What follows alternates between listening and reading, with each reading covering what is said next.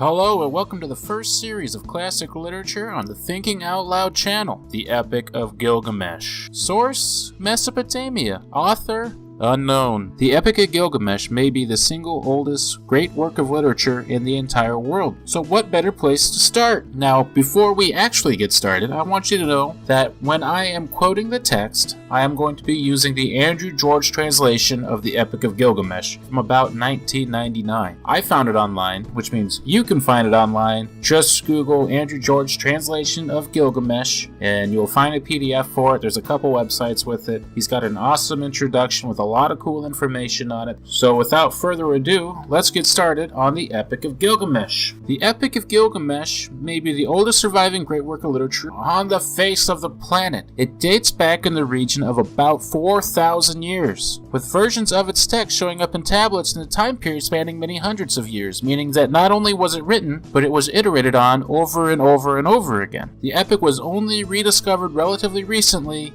in the 1800s by an Ottoman, now he would be Iraqi, archaeologist named Hormuzd Rassam, who himself probably deserves a biopic with a big Hollywood budget, or at least a big London film budget, because he did eventually become a British citizen. It is not possible to know for sure, but by looking at the broad strokes of the Epic of Gilgamesh, we can get a good idea of the ideals of the ancient Mesopotamians, and we can see just how similar and how different to us they really are. I want to make it clear, I'm going to be making a lot of inferences based off of information I have available to me. Not everything is sourced, though I have read half a dozen published articles through JSTOR, as well as a couple YouTube videos, and obviously I've read the entire Wikipedia article, and, most importantly, I've read several versions of the text. So hopefully, without being too boring, we can bring Gilgamesh to the modern YouTube age. A brief bit of history before we get into the epic. Check my other videos for prehistory and early history of mankind for a little bit more information. Gilgamesh, it seems, was an actual king of the city-state of Uruk and maybe its surrounding cities sometime between 2800 and 2500 BC. There is contextual evidence to support his existence, though there's no hard and fast archaeological finds such as a tomb or first-hand writing. The ancient world was a slow burn. The first permanent settlement started to pop up around 9000 BC, and very slowly over the next 6,000 or 7,000 years, those settlements became large cities with developed writing and culture. The civilized people in the cities weren't all that existed, of course. Many people remained nomadic and lived outside of civilization. They spurned writing, they didn't adapt to agriculture, but even they likely participated in trade where it benefited them. The cities gradually grew very large, and as their wealth increased, so too did the threat of raiding and pillaging. The first walls started to show up in the 7000s BC, but they were costly to build. Through development and labor taxes, sometime in the mid-2000s BC, your city was only as good as its wall, and part of the tax on the people was to build those walls. Something Gilgamesh did as a king when he was an actual human king of Uruk really impressed the people of the city, and more broadly, ancient Sumer. Something important happened,